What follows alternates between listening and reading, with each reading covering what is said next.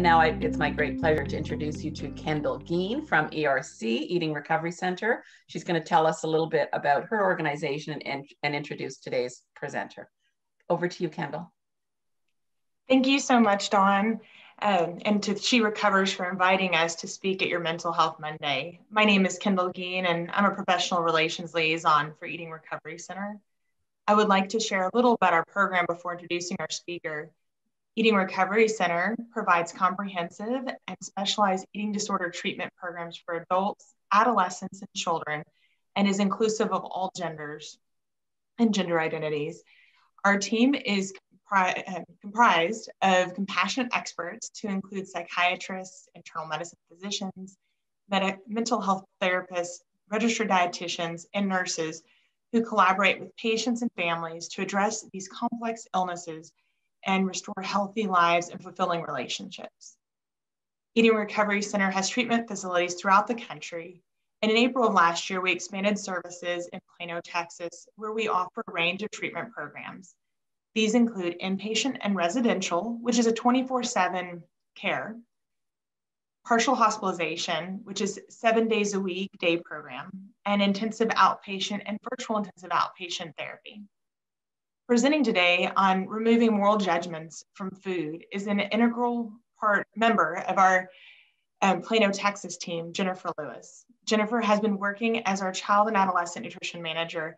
She has been a registered and licensed dietitian for 15 years and is a certified eating disorder dietitian at the supervisory level. She has devoted her career to helping people find healing and freedom from eating disorders using an all foods fit approach. I'd like everyone to please welcome Jennifer Lewis. Thank you so much for giving me the opportunity to speak today. Such an honor to be with you all. And I love talking about removing moral judgments from food. So it's just a delight to be here today. Let me share my screen, and I'm going to use a PowerPoint to guide our conversation today. So this is something that we at the Eating Recovery Center use as our, in a sense, nutrition philosophy. We believe that all foods fit and that all foods are appropriate, assuming that there's no allergy or intolerance to that food. So let me walk you through kind of where we'll go today in our conversation. I want to spend some time talking today about why dieting or even disordered eating can be in opposition to recovery. I also want to share a non-dieting approach to eating that leads to freedom and joy with food. And I want to hopefully empower you to take hold of your rights in a sense around food, and I'll explain what those are. And then I want to open it up to any questions that anyone may have related to this topic. So let's start off with a little pop quiz. It's no fail, so don't worry, because there's a lot of nutrition messages in our media today and just even in regular conversation. And so that can create a ton of confusion around food. So here's just a few true or false statements. I just want to give you a moment to think through these 5 different statements and see if you think they may be true or they may be false. So spend just a moment reading through those and then we'll talk about them. Okay, so let's look at the first one. Carbohydrates make you gain weight. Is that true or false? That's actually false. Even though there are some messages in the media, especially with the popularity of keto diets and the low carb craze that's been going on for the last few years, it's actually false that carbohydrates can make a person gain weight. What leads to weight gain over time is an excess of energy consumption compared to energy burn. Another way to put that is if someone consumes more calories or more nutrition than what their body needs, that is what would lead to weight gain. So an excess of nutrition could come in the form of carbohydrates, but it could also come in the form of dietary fats or proteins. So carbohydrates in and of themselves don't have any properties that make someone gain weight. It's the excess of any type of nutrition that leads to weight gain. Number 2, dietary fats can be good for you. True or false? That is true. Dietary fats have a lot of benefits to our bodies. They help with even this, what we call the satiation factor, the ability for our bodies to feel full, which is really helpful in maintaining a healthy weight and maintaining a healthy lifestyle, and helpful for our brains to register that our bodies have been fed. They're also helpful for our skin cells, for our hormone production, for our brains, and they also allow for vitamins, the vitamins A, D, E, and K, to be absorbed in our bodies. So dietary fats are essential for overall well-being. If you grew up in, like I did, in the 90s, you probably were a part or heard about the low-fat craze, in a sense, and everything was touted to be low fat, low fat, low fat. But really what happened over that course of time is that people actually started gaining more weight because the dietary fats were removed and the brain no longer registered as quickly that that person had eaten. So dietary fats are good for us. Number 3, eating after 6 p.m. will make you gain weight quicker. Something that's really popular in the media right now is intermittent fasting. And number 3, eating after 6 p.m. will make you gain weight quicker is actually false. Our bodies are a working machine, if you will, 24/7. If we're breathing, if our heart is pumping, our bodies are using energy. And the only way we get energy is through food. So if you need to eat after 6 p.m. due to your lifestyle, due to your job schedule, due to personal preference, that is totally permissible and will not lead to weight gain more quickly than if you were to stop eating prior to 6 p.m. Even when we're sleeping, our bodies are working, and they're actually doing quite a bit of work while we're sleeping, even though we have no awareness, because it's using that time to replenish the cells, to heal cells, to regenerate everything that is in our cells to keep us healthy. So eating after 6 p.m. is totally appropriate if that is something that is either necessary or just preferred. Now, some people don't want to eat right before they go to bed, and that's a personal choice, and that's totally okay too. But there is freedom to eat after 6 p.m. if desired. Number 4, most popular weight loss diets are based on sound scientific principles. That is false. So many popular weight loss diets are based on something that is newsworthy, something that will catch the eye of a consumer, something that is out of the norm, because what leads to overall health is nothing necessarily exciting, but it works. And that's what I want to teach y'all and share with y'all today. But in order for something to get attention, it has to be different than the norm. So most weight loss diets are actually based on like one person's experience or something that just creates a newsworthy effect to get attention. So most popular weight loss diets are not based on sound scientific principles. And number 5, dieting lowers your metabolism. That is true.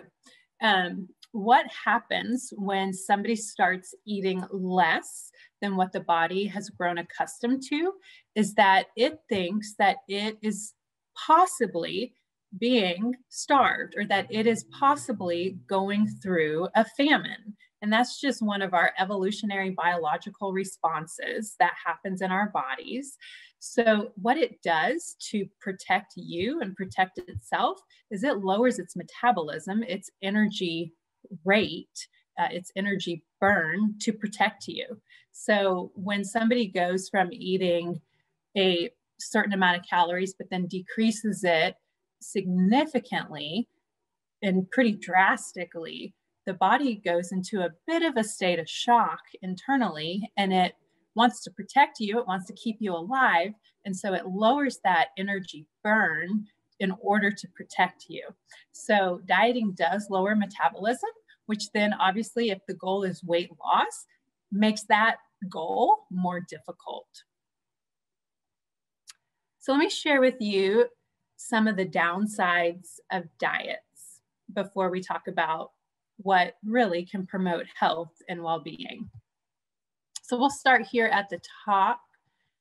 So somebody decides possibly to go on a diet, and that leads to overall food restriction. Here's the cycle that oftentimes occurs. After that diet or that restricting of food occurs, typically the person becomes preoccupied with food and preoccupied with food cravings. Those foods that have been removed from the food intake become really an area of focus. And then there's just this desire to have those foods that were normal previous to the diet.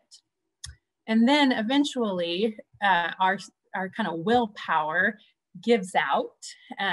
Oftentimes a human can sustain a change for a short period of time, but if it's a really drastic change that somebody has experienced, the likelihood of being able to sustain that change long-term is very, very minimal. So typically, eventually what happens over the course of a few weeks, there may be a couple of months, is that a person will break the diet because life has happened.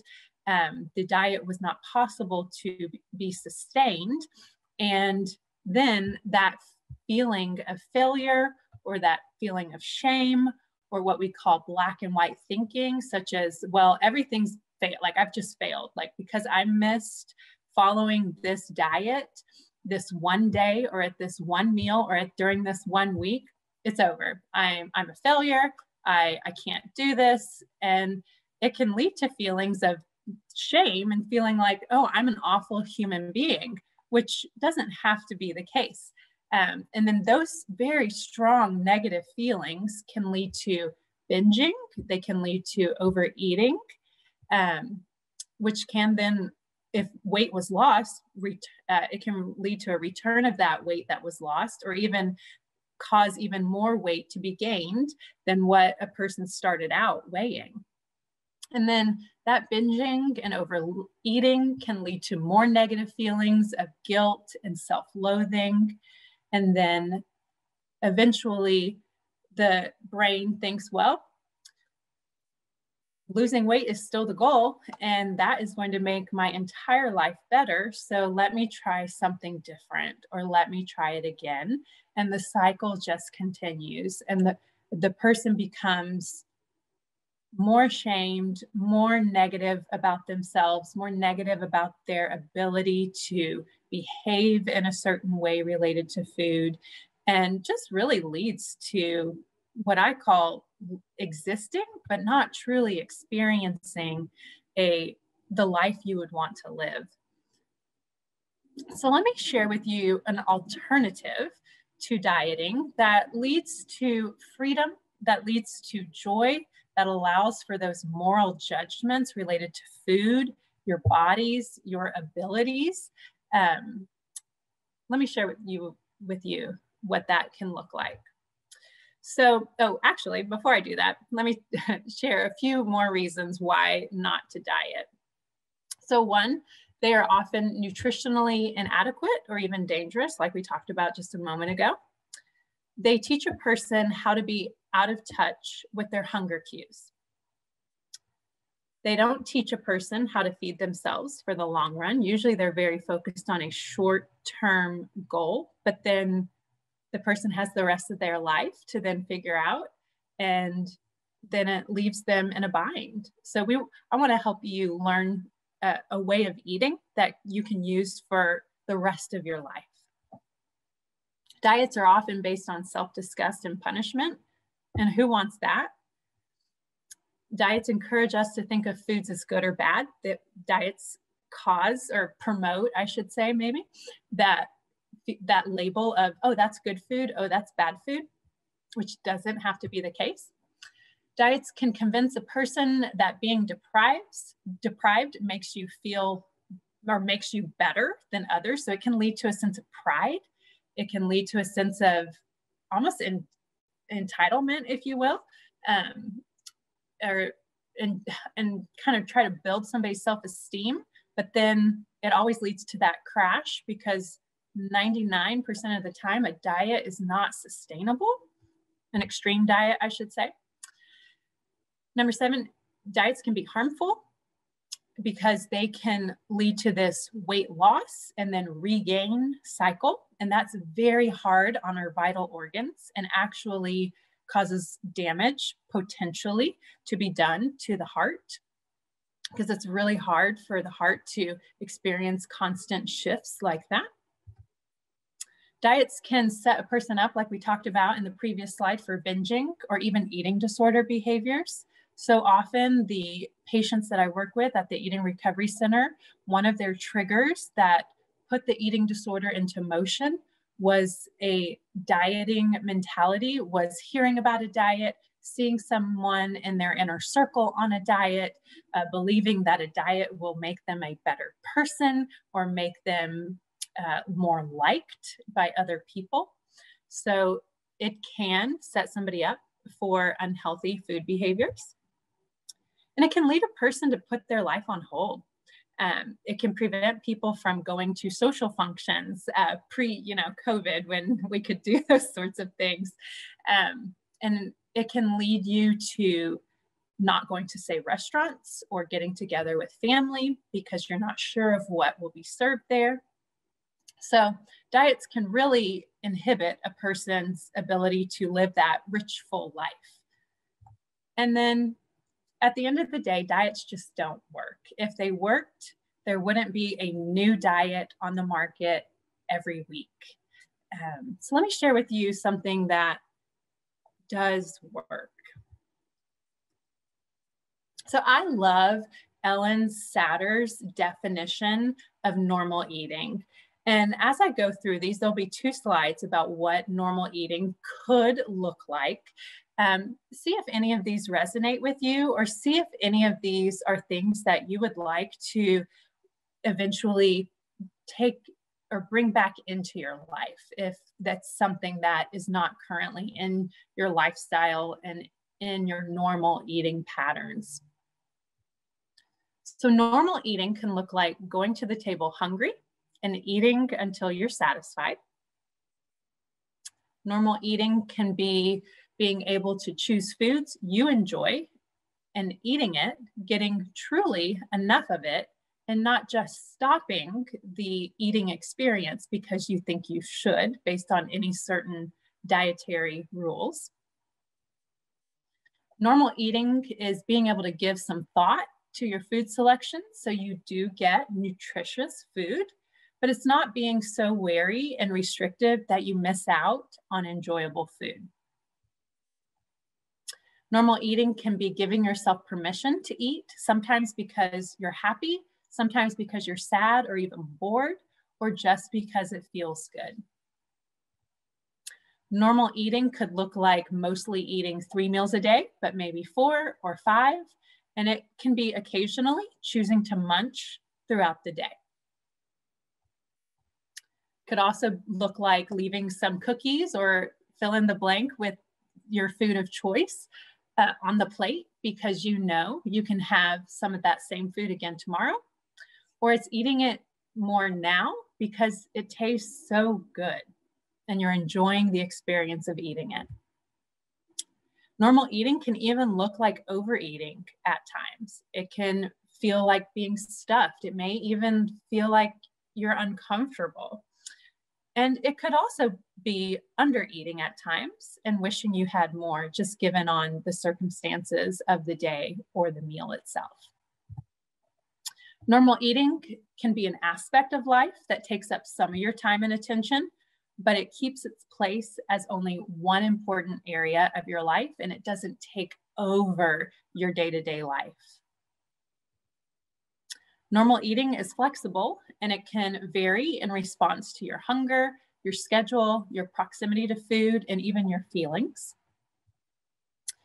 So, how then can a person return to normal eating?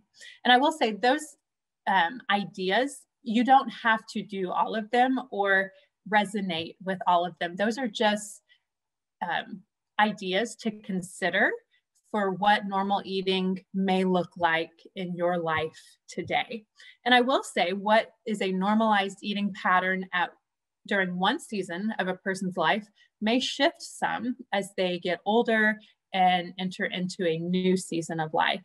For example, a college student's normalized eating patterns may look very different from, say, a mom of a young child's normalized eating patterns. So there is a broad continuum of what normal eating can look like. So let me give you some tips to make this a little more applicable and help you consider how you can work towards normalized eating if that's something that has become a challenge in your life, just given we live in the diet culture and given there's all of these mixed messages about food in our world today. So I would promote what I would call mindful nutrition as the alternative to dieting, as alternative to any restricting of certain foods. And again, I want to say that if there is an allergy or an intolerance to certain foods, by no means am I saying you should eat those foods. Absolutely honor those foods and keep them out of your food intake if you truly have an allergy or an intolerance to them. If there's no allergies to foods, or excluding allergies, here are 4 principles that can really help a person remove those moral judgments that may be attached to foods, and that allow someone to find freedom and joy with food. And again, like we were talking about with diets, these aren't newsworthy. They're not anything necessarily to write home about, so to speak, or that are exciting, but these things work. So balance, moderation, variety, and flexibility with food will allow for a person to find freedom from that good food, bad food mentality.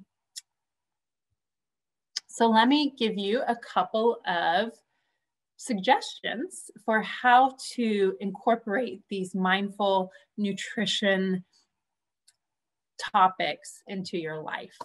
So first, practice becoming aware of and listening for those hunger cues. Hunger cues for some people are very hard to discern because sometimes we as human beings have grown accustomed to ignoring them, whether that's due to a diet, whether that's due to a busy lifestyle, but practice becoming aware of and listening to your hunger cues. Your body's desire is to promote health and well-being. And one of its ways of doing that is sending the person hunger cues to alert them that the body needs more fuel, more energy, more nutrition for overall well-being. So it's helpful for a person to respond to these hunger signals promptly. Now, that doesn't mean at the first onset of a hunger cue that you have to go find something to eat. It may not be till 30 minutes or even an hour later that you may have time to go eat, but just starting to recognize those subtle hunger cues before they get really loud is something that over time and with practice can be really helpful for the body and for overall health. Having a snack or having something to munch on if hunger pops up unexpectedly, or say something on your schedule got put into it unexpectedly and you may not be able to eat when you are planning to eat, having a snack or just some food on hand in case to help tide you over till you are able to eat can be really helpful. I'm sure a lot of us have heard the term hangry.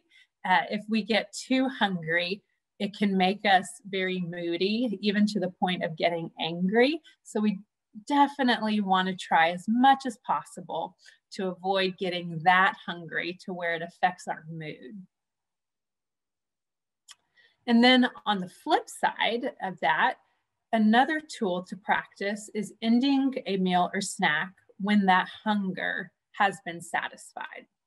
So what that looks like in practice in life would be ending an eating experience when you feel comfortable most of the time. And there's a difference, there's a continuum that I'm going to show you here in a minute of fullness. Our bodies, just like with hunger, very subtly start telling us when it's starting to feel full. So starting to recognize those subtle cues and starting to notice their intensity increasing can be something that is a really powerful thing to practice in order to promote overall health and well-being. And then knowing too that it's okay to splurge on occasion, and that it's okay, like we talked about a little bit ago, to feel full, especially on like birthdays, holidays, vacations, celebrations. It's okay to sometimes feel overly full. It's not a bad thing. So let me show you this. I love this tool. It's called the hunger scale.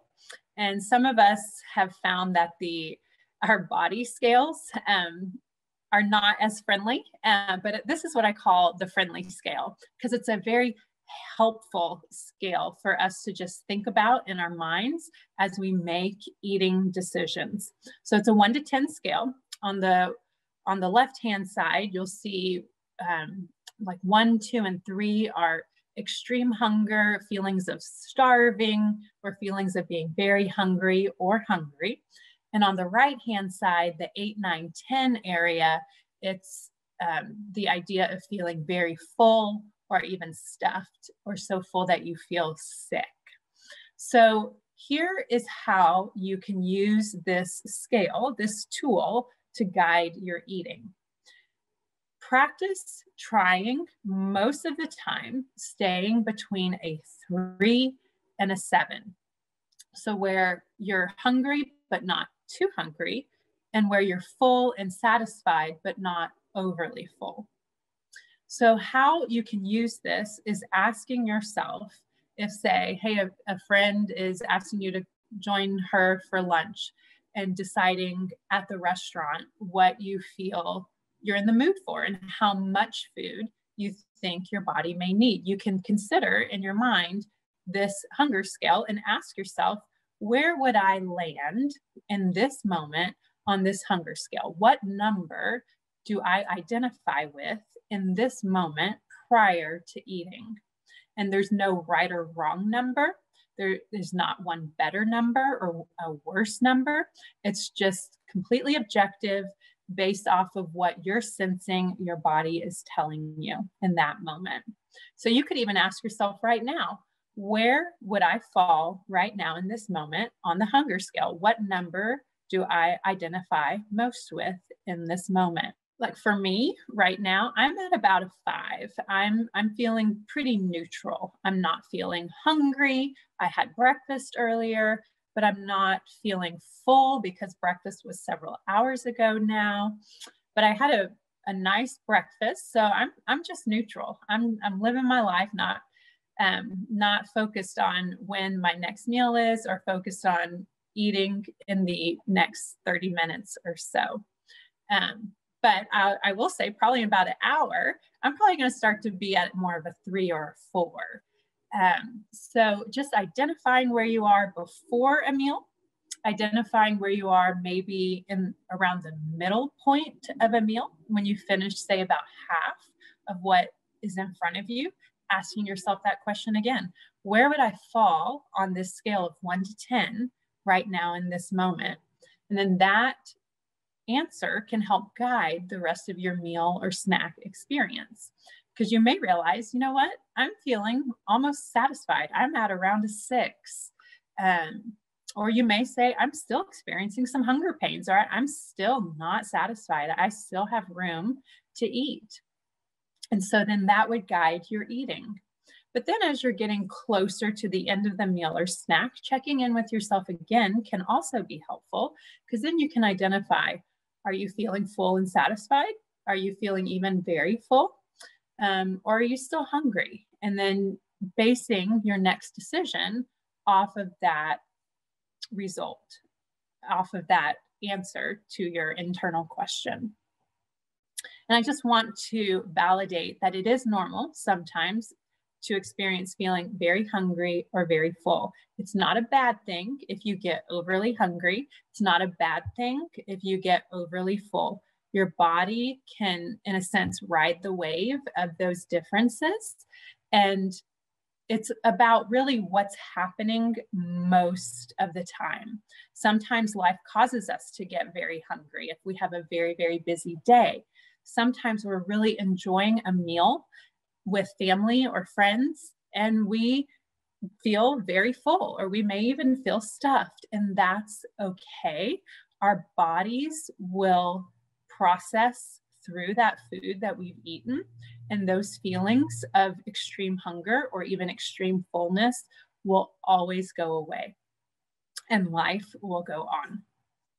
So again, practicing staying between a 3 and a 7 most of the time is the key to overall health and well-being if a person chooses to use this hunger scale as a tool to guide their eating. Another practice to consider is choosing from a wide variety of satisfying foods. So our bodies achieve health by consuming a variety of foods.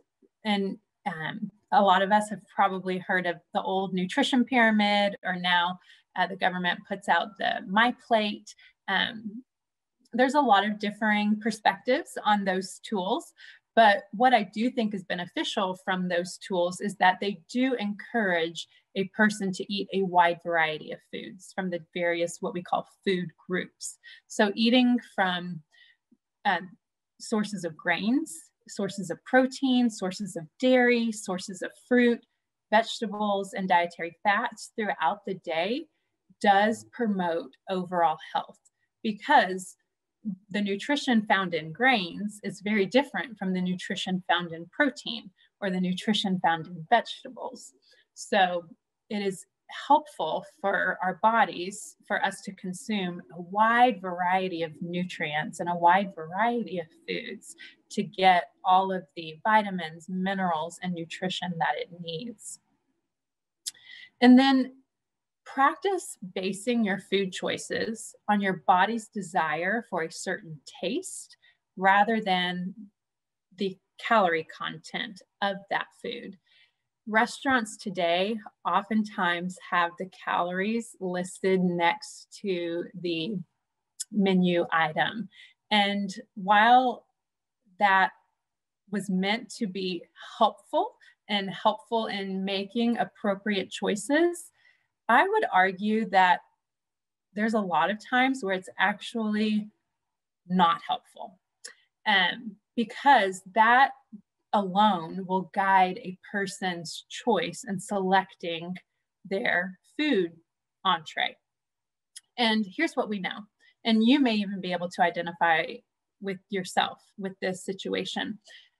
If you are feeling a kind of craving for, let's just say, pizza.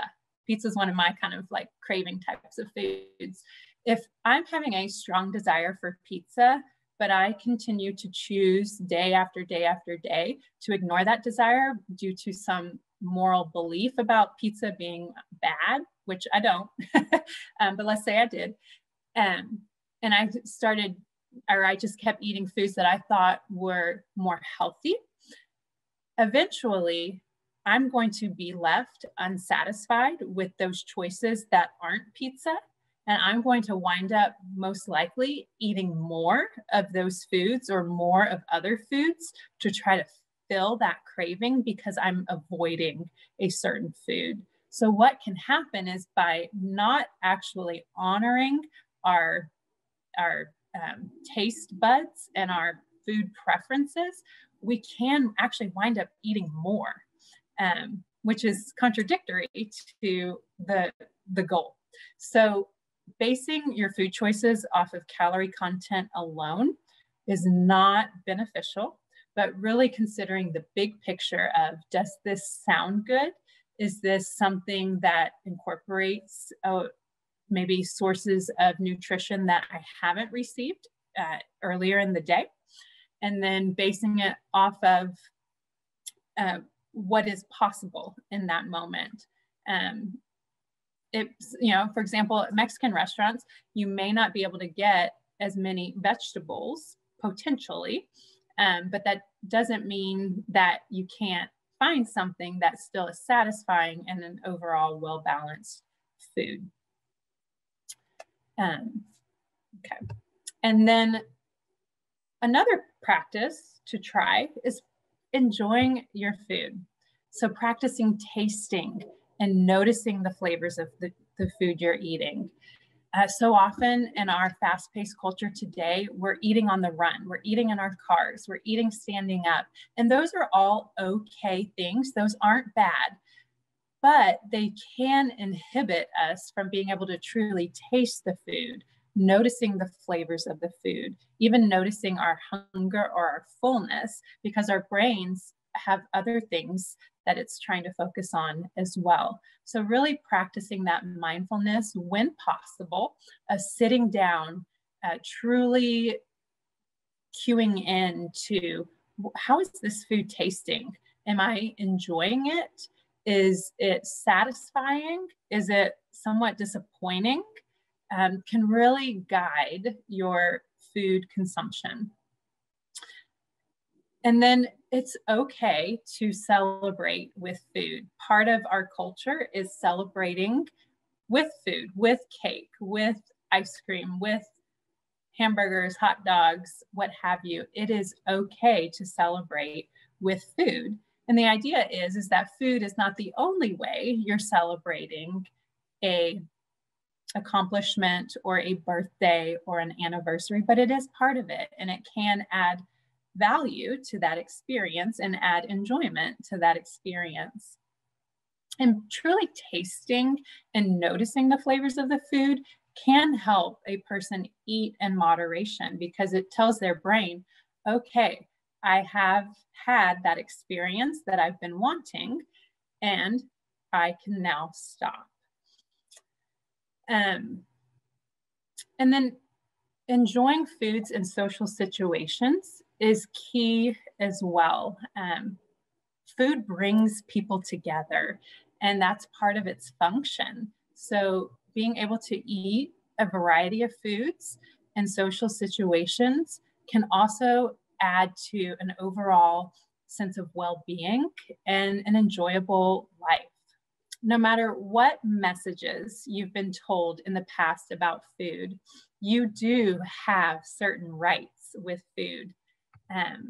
You are free to eat all the foods that you love. You are free to enjoy foods free of guilt and shame. You're free to choose foods simply because they taste good. You're free to feed yourself as many times as necessary throughout a given day. And that number of times may differ from one day to the next. You're free to eat even if you're not feeling hungry, but maybe you know you need to eat right now because this may be the only time that you have to eat over the next few hours. You are free to feel full. You are free to let go of food perfection because it doesn't exist anyways. You're free to practice mindful eating without stressing about it or doing it all the time. And you're free to respect your body's natural size. Isn't this such a different way of looking at the foods that we eat and our bodies and just our overall lifestyle related to food compared to diets? So you are free to experience all of these things. And in closing, I want to share with you the idea that there doesn't have to be good foods or bad foods. Foods can just be viewed as being different types of food that provide different types and amounts of nutrition. So an orange is just as permissible as a brownie, as vegetables, as a grilled cheese sandwich, as fill in the blank with your favorite foods. All foods are permissible, and you can have the choice to eat them or not eat them based on the factors going on in your life in that period of time. So Jennifer, I just really want to thank you so much for being here, and I look forward to speaking with ERC about some other topics that we can cover. For those of you who are members of our community, thank you for bringing your questions and your interest here. You know, we know in our community, in our She Recovers Together Facebook page, which is a large private Facebook group, issues related to food and eating come up so often, and we are really mindful that eating and disordered eating and food issues are a real issue for women. So we're a trauma-informed space. We ask and remind people to always use trigger warnings if they're going to be talking about anything related to food or eating or weight. You know, we actually encourage people not to talk about weight in the group. So if you are a person who is looking for support and would like to join us, I know that our contact information is being shared on the Facebook Live right now. For those of you who aren't familiar with our organization, www.sherecovers.org, please go check us out. We are always happy to accept donations. Even the smallest ones are wonderful for us. It allows us to keep doing the things that we're doing, including hosting these informational sessions. And yeah, I just really, again, want to thank you, Jennifer. I think that this is a really important conversation, you know, removing moral judgment about food. And I can tell from the engagement with our webinar attendees that it was information that they really benefited from having access to as well.